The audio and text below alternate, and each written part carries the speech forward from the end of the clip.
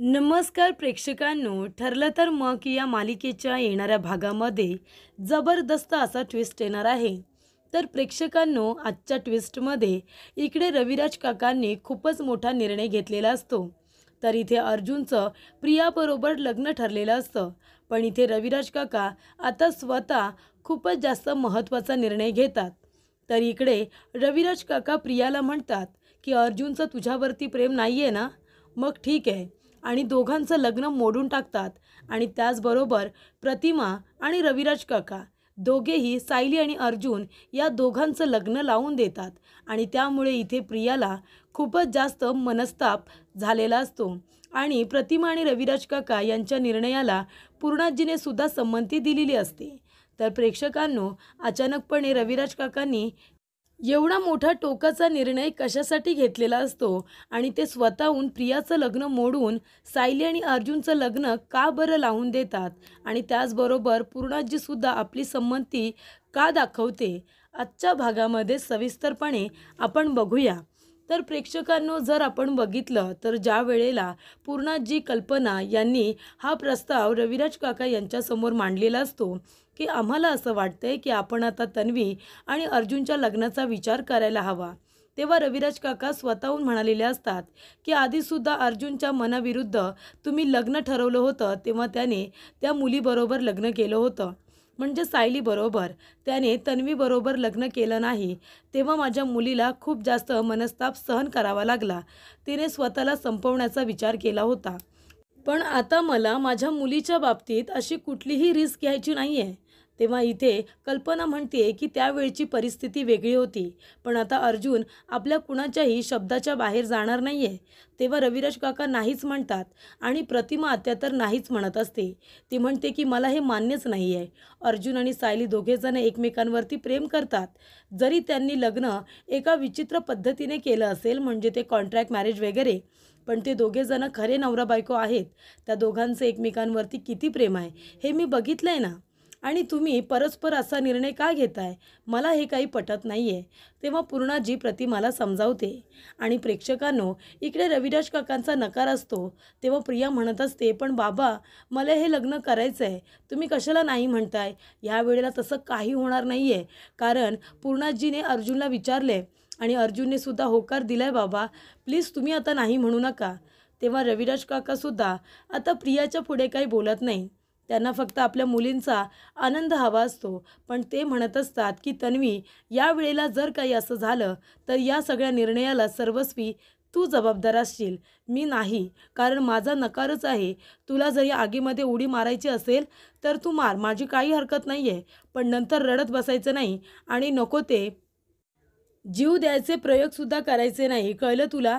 तेव्हा इकडे प्रिया म्हणते, नाही बाबा, या वेळेला असं काही नाही होणार, आमचं लग्न नक्की होईल। आणि तुम्हाला तर माहिती आहे ना बाबा, माझा अर्जुनवरती किती प्रेम आहे। त्यामुळे रविराज काका आता काही बोलत नाही आणि पूर्णाजीच्या समोर तसेही ते काही बोलत नाही, कारण ते पूर्णाजीचा मान ठेवतात। तेव्हा इकडे प्रतिमाचा तर नाहीच असतो, तरीसुद्धा सगळ्यांच्या आनंदामुळे ती आता गप्प बसलेली असते, कारण तिला सायलीबद्दल सॉफ्ट कॉर्नर असतो।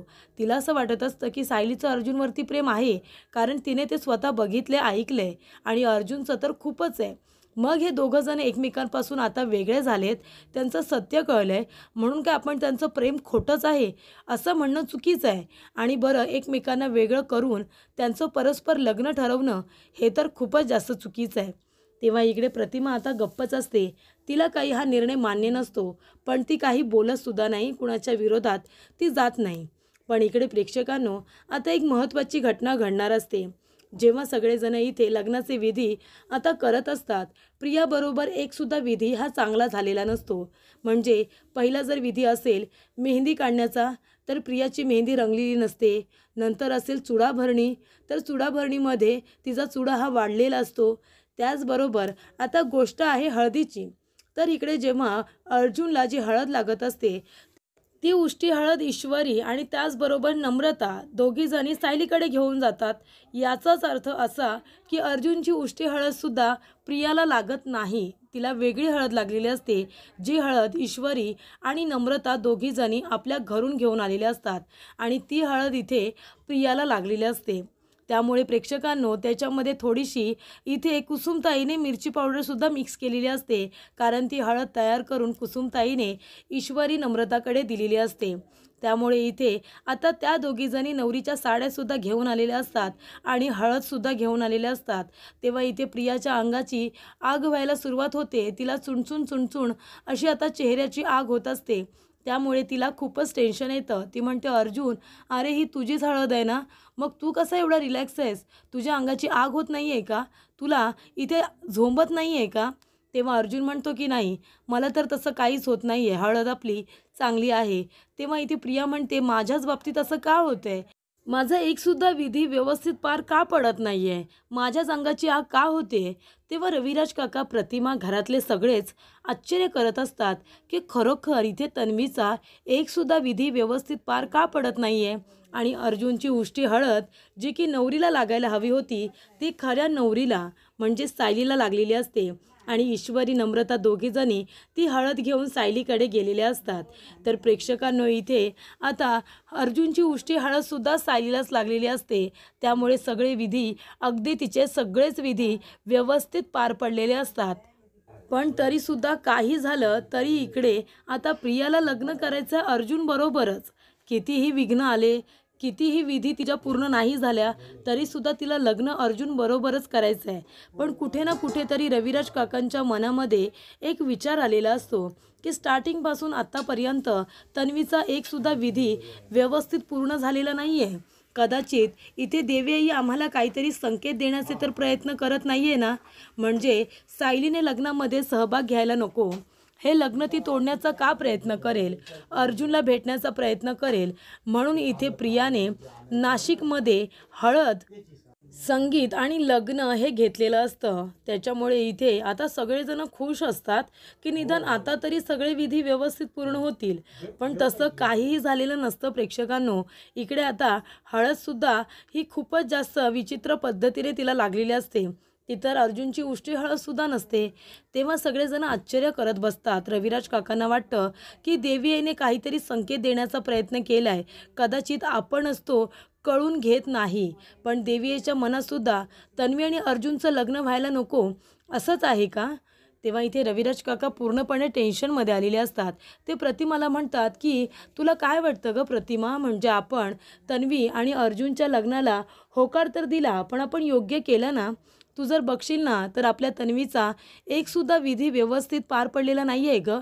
म्हणजे अगदी तिच्या हातावरची मेहंदी असू दे ती रंगली नाही, त्यानंतरला तिच्या बांगड्या फुटल्या आणि मला असं वाटते हळदीमध्ये सुद्धा काहीतरी प्रॉब्लेम झाला। तर इकडे प्रतिमा म्हणते, मी तर तुम्हाला आधीच सांगितलं होतं, अहो सायली आणि अर्जुनचं एकमेकांवरती इतकं प्रेम आहे आणि त्या दोघांच्या मनाविरुद्ध तन्वी आणि अर्जुनचं लग्न हे सगळ्यांनी मिळून ठरवलं आहे। त्या दोघांच्या मनाला किती वेदना होत असतील आणि त्याचा त्रास कदाचित आपल्या मुलीला तन्वीला झाला तर? आपण या गोष्टीचा तर विचारच केला नाही। जर खरोखर अर्जुनचं प्रेम हे आपल्या मुलीवरती नसेल आणि त्या सायलीवरतीच आहे, आणि जर लग्न झाल्यावर सुद्धा अर्जुनने आपल्या मुलीला म्हणजे तन्वीला बायकोचा मान नाही दिला, तिला बायको म्हणून स्वीकारलंच नाही, तर काय करायचं आपण? तेव्हा इथे रविराज काकांना आता टेन्शन आलेलं असतं। कदाचित आपण या लग्नाला होकार देऊन खूप मोठी चूक केली। आधी अर्जुनजवळ व्यवस्थित बोलून घेतलं असतं तर बरं झालं असतं। कदाचित पूर्ण जी कल्पना घरातल्या सर्व लोकांच्या प्रेशरखाली येऊन त्याने या लग्नाला होकार दिलाय असं मला सतत वाटत असतं।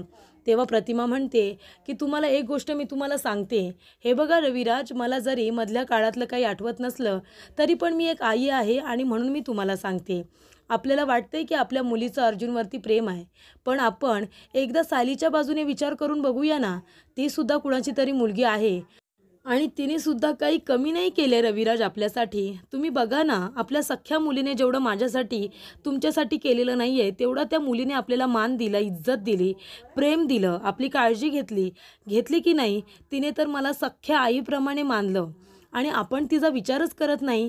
आता ज्या वेळेला आपल्याला तिची गरज होती तिने आपली साथ दिली, माझी काळजी घेतली, माझ्यासाठी मेहनत केली आणि आता आपल्याला तिचा साधा विचारसुद्धा यावा नाही। जरी त्यांनी कॉन्ट्रॅक्ट मॅरेज केलं असेल आणि जरी काही घडलं असेल, पण आपण एकदा तरी ती मुलगी म्हणून तिची बाजू घ्यायला हवी होती ना। त्यांचं काय म्हणणं आहे हे निदान ऐकून तरी घ्यायला हवं होतं, पण आपण तसं केलं नाही. सायलीला घरातून हकलून दिलं. चुकी काय फक्त सायलीची होती, अर्जुनची देखील होती ना. आणि सायली अर्जुनचं एकमेकांवरती प्रेम आहे रविराज, पण तरीसुद्धा अर्जुन घरातला मुलगा म्हणून त्याला ठेवून घेतलं आणि सायली निघून गेली. तेव्हा अर्जुन काय म्हणाला, तुम्ही एकट्या घरातून जायचं नाही, मी पण येणार, आपण दोघे कुठेतरी राहू. तेव्हा सायली काय म्हणाली की घरातल्या माणसांना दुखवू नका, त्यांची इच्छा असेल तर आपण नक्की एकत्र येऊ. आपल्यामुळे आधीच ते दुखावलेत, अजून दुखायला नको. त्यांना झालेलं दुःख मला बघवणार नाही. तेव्हा जर दुसरी कुठली मुलगी असती ना, जरी आपली तन्वी असती, तरी म्हणाली असती की चल तू चल माझ्याबरोबर, आपण दोघे जण राहू. का अर्जुन काही चांगलं कामाला वगैरे नाही आहे का? एवढा मोठा नावाजलेला वकील आहे तो, त्याची स्वतःची कंपनी आहे. स्वतः तो एवढा मोठा वकील आहे की सगळे त्याला घाबरतात, त्याची रिस्पेक्ट करतात. मग अशा मुलाला घेऊन कुठलीही मुलगी घराबाहेर सहजरित्या पडली असती. पण इथे सायलीने असं नाही केलं, त्याला आपल्या कुटुंबापासून दूर नाही केलं. मग अशा मुलीचा विचार का कुणी नाही केला? तेव्हा इथे आता प्रतिमाने रविराज काकांना चांगले खडे बोल सुनावलेले असतात. तेव्हा इथे आता लग्नाचा दिवस आलेला असतो. रविराज काका म्हणतात की आता आपण काही नाही करू शकत. तेव्हा इथे प्रियासुद्धा नवरीच्या गेटअपमध्ये तयार होऊन आलेली असते आणि सायलीसुद्धा तयार होऊन खूप सुंदर अशी आलेली असते. तेव्हा सगळेजण आश्चर्यचकित होतात. सगळ्यांना खूप मोठा धक्का बसतो की एका मंडपामध्ये 2 नवऱ्या तयार होऊन आलेल्या असतात. तेव्हा इकडे पूर्णा आजी, कल्पना, प्रताप काका, अश्विन, अस्मिता, रविराज काका आणि प्रतिमा सगळेजण आश्चर्याने त्या दोघांकडे बघायला लागतात. अर्जुन आता पूर्णपणे टेन्शनमध्ये येतो. अर्जुनला तर असं वाटत असतं की सायली बरोबरच माझं लग्न व्हायला पाहिजे. तेव्हा इकडे आता प्रियाला खूप राग आलेला असतो. ती म्हणत असते ही सायली इथे काय करते? त्या साक्षीला सांगितलं होतं की गुंड लोकांना पाठव म्हणून तिला किडनॅप करायला, तिला मारायला, पण त्या साक्षीने काही केलेलं दिसत नाही आहे. लग्नाची जय्यत तयारी केलेली असते आणि त्याच्यामध्ये इथे सायली आणि प्रिया दोघीही तयार होऊन आलेले असतात. तेव्हा सायली म्हणत असते की अर्जुन सर, माझं तुमच्यावरती प्रेम आहे. आपलं लग्न आधीच मंदिरामध्ये झालं आहे. आपण खरे तर नवरा बायको आहोत आणि अजून आपला डिवोर्स पण झालेला नाही आहे. पण तरीसुद्धा माझी परवानगी नसताना तुम्ही एका दुसऱ्या मुलीबरोबर लग्न करताय, म्हणजे या लग्नाला तुमची संमती आहे का? तुमचं प्रेम नाही आहे माझ्यावरती? तुम्ही जे काही बोलला होतात, मला प्रपोज केलं होतं, माझ्यासाठी अंगठी आणली होती, हे सगळं नाटक होतं का? तुम्ही कधीच माझ्यावरती प्रेम नाही का केलं? तेव्हा इथे अर्जुन आता गप्पच बसतो. तेव्हा सायली म्हणते म्हणजे ते सगळं नाटक होतं, बरोबर की नाही? खरं तर तुम्हाला तन्वीबरोबरच लग्न करायचं आहे, म्हणून तुम्ही माझ्याबरोबर लग्नाचं फक्त नाटक केलं होतं. तेव्हा अर्जुन म्हणतो नाही, असं नाही आहे. माझं फक्त तुझ्यावरती प्रेम आहे सायली, बाकी कुणावरतीही नाही. आणि मला तिच्याशी लग्नसुद्धा करायचं नाही आहे. फक्त मी पूर्णाजीला वचन दिलं आहे म्हणून हे मी लग्न करतो आहे. असं म्हणाल्यानंतर सगळेजण अर्जुनकडे बघायला लागतात. रविराज काकांच्या पायाखालची जमीनच सरकते. प्रतिमा जे काही बोललेली असते सगळं खरं असतं की अर्जुन सायली खरे नवरा बायको पण आहेत आणि दोघे एकमेकांवरती प्रेम पण करतात. तेव्हा अर्जुन जातो आणि सायलीला म्हणतो की सायली, माझं फक्त तुझ्यावरती प्रेम आहे आणि हे तुला माहिती आहे. तेव्हा सायली म्हणते मग तुम्ही का या मुलीबरोबर लग्न करताय? फक्त पूर्णाजीने वचन घेतलं म्हणून? म्हणजे पूर्णाजीच्या एका वचनावरती तुम्ही 3-3 आयुष्य उद्ध्वस्त करायला निघालात? तुम्ही ह्या तन्वीबरोबर लग्न करून खुश राहाल का, की माझ्याबरोबर लग्न करून खुश राहाल? तेव्हा इथे रविराज काका म्हणतात अर्जुन, मी तुला शेवटचं विचारतोय. सायलीने इथे येऊन सांगितले की तिचं तुझ्यावरती किती प्रेम आहे. आता तुझी वेळ आलेली आहे, तू पण खरं खरं सांग. तेव्हा अर्जुन म्हणतो सिनियर, मी आतापर्यंत गप्प होतो कारण मला पूर्णाजीच्या तब्येतीची काळजी होती. तिला काही होऊ नये असं मला वाटत होतं. पण खरंच जर माझं तन्वीवरती प्रेमच नाही आहे तर मी एका वचनासाठी एका मुलीचं आयुष्य स्पॉईल नाही करू शकत, एका मुलीचं आयुष्य मी उद्ध्वस्त नाही करू शकत. तो अधिकार मला नाही आहे. आणि म्हणूनच मी जे प्रेम कधी तन्वीला देऊ शकत नाही आहे, बायकोचा अधिकार मी तिला कधी देऊ शकत नाही आहे, मग मी तिच्याबरोबर लग्न का करू? सिनियर, मी खरं सांगतोय, पूर्णाजीच्या तब्येतीकडे बघून मी फक्त लग्नासाठी होकार दिला होता.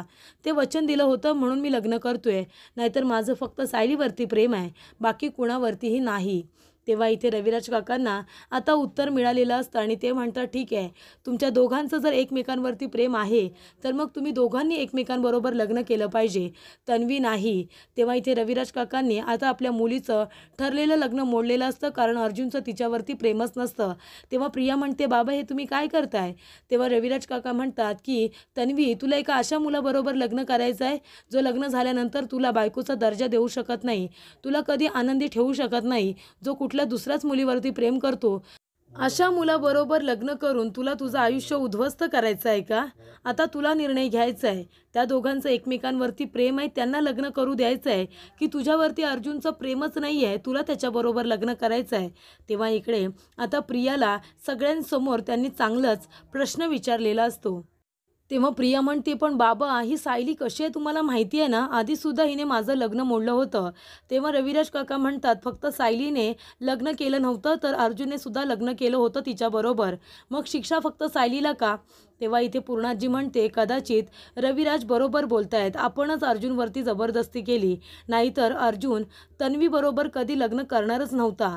आणि जर तो बायको तिला मानणारच नाही आहे, स्वीकारणार नाही आहे, बायकोचा दर्जा तिला देणार नाही, तर मग आपण एका वेळी 3 आयुष्य उद्ध्वस्त करणं चुकीचंच आहे. तेव्हा रविराज काका म्हणतात, हा विचार तुम्ही आधी करायला हवा होता. तेव्हा इकडे रविराज काकांनी अर्जुन आणि प्रियाचं ठरलेलं लग्न मोडलेलं असतं आणि त्याचबरोबर सायली आणि अर्जुनच्या लग्नाला परवानगी दिलेली असते. आणि इथे रविराज काका आणि प्रतिमा दोघेजण सायलीची माफी मागतात आणि दोघेही सायलीचं कन्यादानसुद्धा करतात. त्यामुळे सायली अर्जुन हे मानाने पुन्हा एकदा एकत्र आलेले असतात. व्हिडिओ आवडल्यास लाईक करा. नवनवीन अपडेट्स बघण्यासाठी आमच्या चॅनलला नक्की सबस्क्राईब करा. धन्यवाद.